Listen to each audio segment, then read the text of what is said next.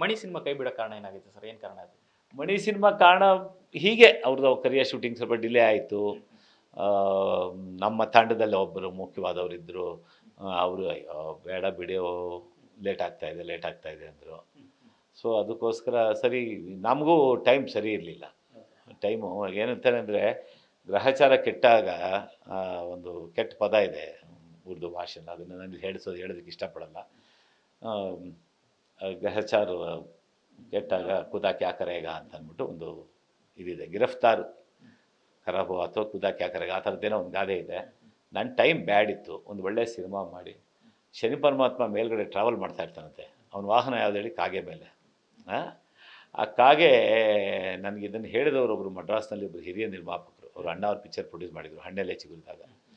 ಅವರು ಈಗ ಮಣಿ cinema post production ಟೈಮ್ನಲ್ಲಿ ನಾನು, ಸೂರಿ ಮತ್ತು ಯೋಗರಾಜ್ ಭಟ್ಟು ಅಲ್ಲಿ ಅವ್ರ ಅಕ್ಷಯ ಹೋಟೆಲ್ ಅಂತ ಟಿಫನ್ಗೆ ಹೋಗ್ತಾಯಿದ್ವಿ. ಆ ಹೋಟೆಲ್ಗೆ ಹೋಗಿ ಕೂತ್ಕೊಂಡಾಗ ಹಿಂಗೆ ಅವ್ರು ಕನ್ನಡದಲ್ಲಿ ಮಾತಾಡ್ತಾ ಕೂತ್ಕೊಳ್ತಿದ್ದಾಗ ಅವ್ರು ಬಂದು ಮಾತಾಡಿ, ನೋಡಿ ಅಲ್ಲೊಬ್ರು ಕೂತಿದ್ದಾರೆ ಕ್ಯಾಶ್ ಮೇಲೆ, ಅವ್ರು ತಮ್ಮ ತಂದೆ ಇವಾಗ ಹೋಟ್ಲ್ ಮಾಲೀಕರು ಅಂತ ಅಚ್ಚ ಕನ್ನಡದಲ್ಲಿ ಓನರೇ ಸಪ್ಲೈ ಮಾಡ್ತಾಯಿದ್ರು, ಅವ್ರು ನಮ್ಗೆ ಹೇಳಿ ಮಾತಾಡಿಸಿ ಅವ್ರನ್ನ ಅಂತಂದರು. ಅವ್ರು ಬಂದಾಗ ಹಣ್ಣೆಲೆ ಚಿಗುರಿದಾಗ ಮಾಡಿದೆ. ನನ್ನ ಟೈಮ್ ಸರಿ ಇರಲಿಲ್ಲ. ಶನಿ ಪರಮಾತ್ಮ ಆಕಾಶದ ಮೇಲೆ ಹೋರಾಡ್ತಿದ್ದ. ಅದೇ ಅವನ ಏನೋ ಕಾಗೆಯ ವಾಹನ ಇದೆಯಲ್ಲ, ಕಾಗೆ ತಾನೆ, ಆ ಕಾಗೆಯ ವಾಹನದ ಮೇಲೆ ಶನಿ ಪರಮಾತ್ಮ ಟ್ರಾವೆಲ್ ಮಾಡ್ತಾ ಇರ್ತಾನಂತೆ. ಮಾಡ್ತಿದ್ದಾಗ ಅವ್ರ ತಲೆ ಕೂದಲು ಅವಾಗ ತಾನೇ ಉದುರ್ತಾ ಇತ್ತಂತೆ ನಂತರ.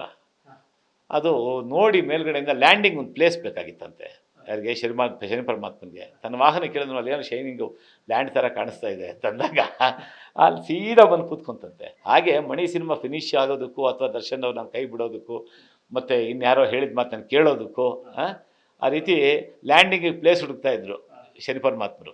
ಸಾಡೆ ಸಾತಿ ಇವಾಗ ಮತ್ತೆ ಸೆಕೆಂಡ್ ಟೈಮ್ ಸಾಡೆ ಸಾತಿ ನಂಗೆ ಬಂದಿದೆ, ಕುಂಭರಾಶಿ ನಮ್ಮದು. ಸೊ ಆವಾಗ ನಾನು ಕೈ ಬಿಟ್ಟೆ. ನಾನು ಬಿಟ್ಟಿದ್ದು ಕೈ ಇಮ್ಮಿಡಿಯೇಟ್ ಅವ್ರು ದಾಸ ಅನ್ನೋ ಒಂದು ಸಿನಿಮಾಗೆ ಡೇಟ್ ಕೊಟ್ಟರು. ಅವರು ಯಶಸ್ವಿಯಾಗಿ ಹಣಗಳಿಕೆ ಮಾಡಿದ್ರು, ಒಳ್ಳೆ ಹಣಗಳಿಕೆ ಮಾಡಿದ್ರು ಅವರು ದಾಸ ಅನ್ನೋ ಸಿನಿಮಾಗೆ.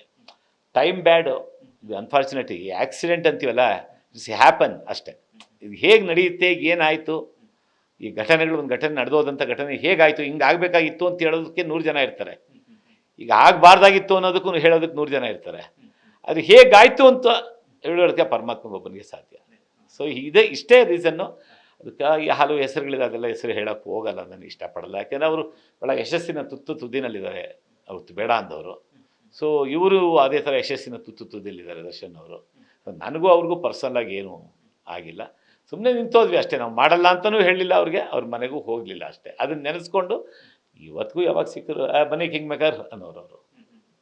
ಅಂದರೆ ನಿಮ್ಗೆ ಅಷ್ಟು ಕೆಪಾಸಿಟಿ ಇದೆ, ನಾನೇನಕ್ಕೆ ಬೇಕು ನಿಮಗೆ ಅನ್ನೋ ಲೆಕ್ಕದಲ್ಲಿ ತಮಾಷೆಗೆ. ಒಳ್ಳೆಯ ಹ್ಯೂಮನ್ ಬೀಯಿಂಗು. ಹಲವಾರು ಶಾಲಾ ಸಂಸ್ಥೆಗಳಿಗೆ, ಮಠಮಾನ್ಯರಿಗೆ, ಎಜುಕೇಷನ್ಗೆ, ಅಂಗವಿಕಲರಿಗೆ ತುಂಬ ಸಹಾಯ ಮಾಡಿದ್ದಾರೆ ನನಗೆ ಗೊತ್ತಿದ್ದಂಗೆ.